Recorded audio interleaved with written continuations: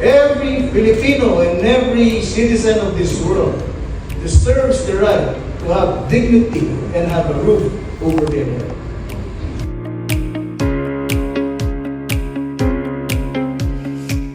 I'm proud to be a partner in this collaborative venture in helping our Philippines, our